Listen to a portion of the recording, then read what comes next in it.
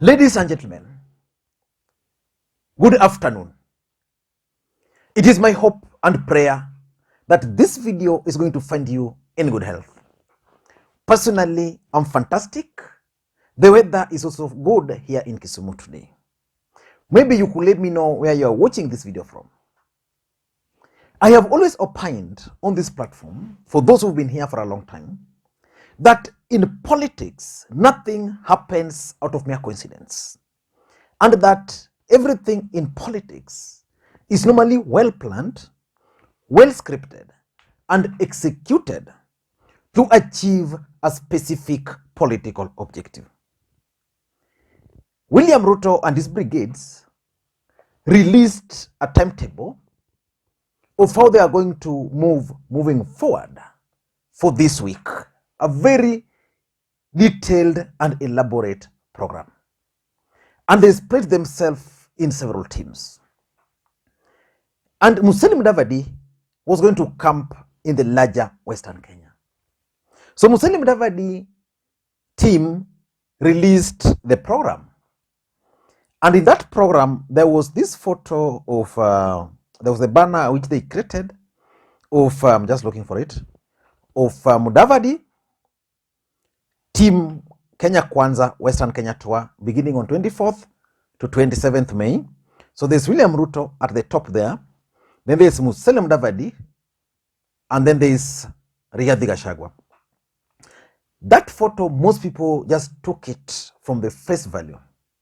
For me, I interpreted it to mean that Musalia Mudavadi was communicating to anybody in Kenya Kwanza that he is in the same level with Rigathi Gachagua. That's what I got from there. This particular banner was a response to another one which Moses Kuria had actually created. And that was the first one. In Moses Kuria's banner, there was the photo of Ruto, Rigathi, and then Moses Kuria. And then many Kenyans who are observant started asking, where was Musalia Mudavadi? That's when Musalia Mudavadi came up with this other one. And then yesterday, Mudavadi team also created another one now. And this one, they've left out the picture of Rigathi Gachagua. Basically, it's Mudavadi and Ruto. I don't want to get into that for now.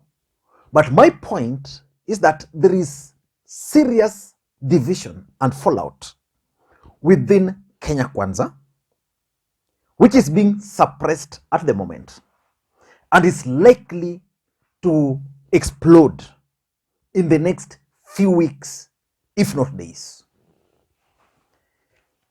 For those who follow the politics of this country, immediately Raila Odinga nominated Martha Karua as his running mate. The truth of the matter is that that choice of Martha Karua, because Ruto had nominated Rigathi Gachagua, tilted the equation in favor of Azimio in the larger Mount Kenya region. In response, the deputy president organized a major event in Nakuru, which was successful. Then from Nakuru, the deputy president and his brigades decided to go all the way to Nyandarua. When the deputy president arrived in Nyandarua, he was shocked. The deputy president was shocked because there was a dismal crowd, not the usual William Ruto's crowd there.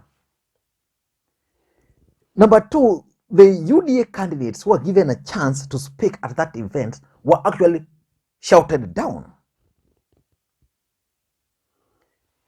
The other thing which was observed at that event was that the nominee for running mate, Rigathi Gachagua, was not well received. In fact, when one of the gubernatorial candidates who is running as an affiliate, the Service Party, was given a chance to speak, he was wildly cheered.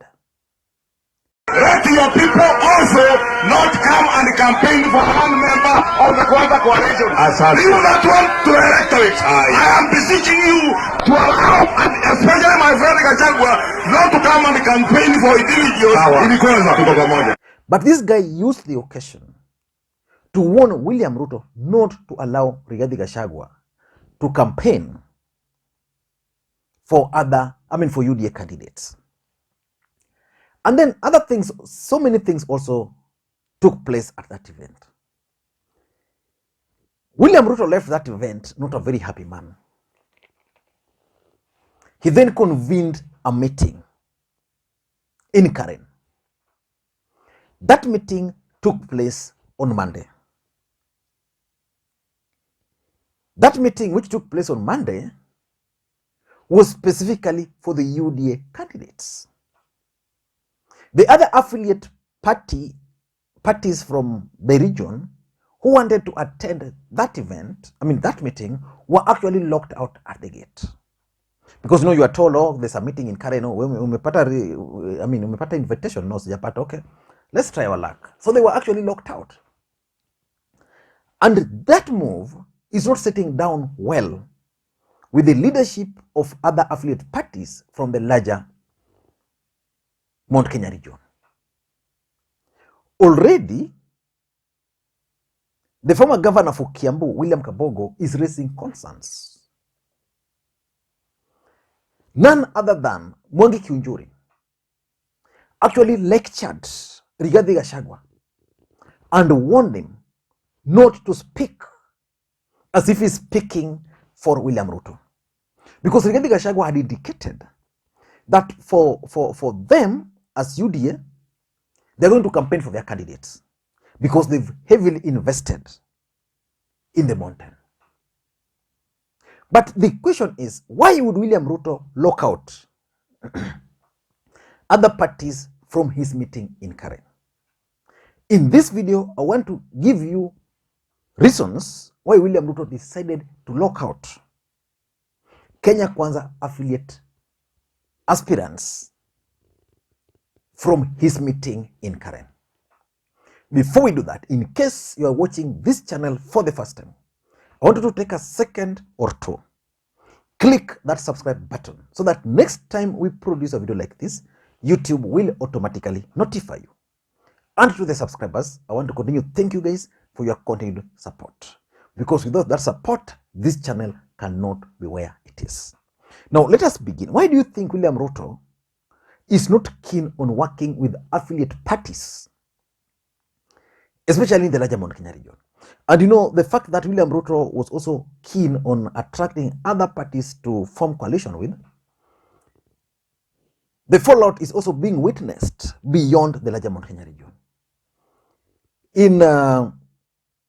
At the coastal region, Aisha Juma is also lecturing Amason Kingi because Aisha Juma believes that Kilifi is supposed to be a UDA zone. In Western, already there are fights there. Veronica Maina actually told Cleophas Malala to support the UDA candidates, which means Malala will have to go against his own party leader if he were to heed to that advice. The question is, what's really happening? So many things are happening. William Ruto is the presidential candidate. If you look at the IBC, the report IBC produced yesterday, it's only Raila Odinga who is running as a coalition candidate. Other political parties other aspirants are either running as independent or using their parties. So William Ruto is running under Kenya Kwanza as UDA, as a political party. And that's why he made it very clear that they are not going to allow any other person from another political party to be the running mate. That's why Rigathi Gachagua was chosen.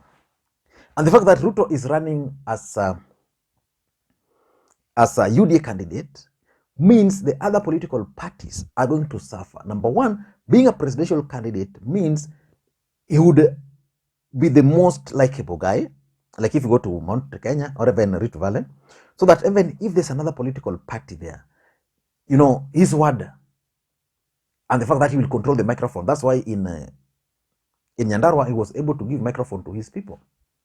Number two, branding. You are going to brand William Ruto with his billboards across the country. Then, Your political party is farmers, you what, or Jibebe, or tuseme to ANC. They also have their colors. So you want your parties to have their colors. Then UDA has the UDA colors. So branding will also favor UDA candidates. In fact, Musalia Mudavadi, Wetangula and Kalonzo Musyoka once explained that the reason why they didn't manage to win several seats was because Raila Odinga was the presidential candidate. And therefore, when it comes to branding, when it comes to visibility, most people would associate or relate to the candidate's party. But why would William Ruto lock out these individuals? Number one, politics is a game of numbers. William Ruto would want to have as many members of parliament as possible. William Ruto would want to have as many senators as possible. William Ruto would want to have as many MCs, women reps, as possible. Let me use the case of Kilifi, for example. You know, Kilifi, William Ruto would want Amason Kingi to deliver for him the votes. But deep down, he would want Aisha Jumwa as the UDA candidate to win in Kilifi. He would want Owen Baya as the UDA candidate for Kilifi North to win, because those are members of his party. But he requires the numbers of votes from Kingi. So William Ruto would do anything possible within his powers. Like today is in Kilifi, to try, today is in Mombasa.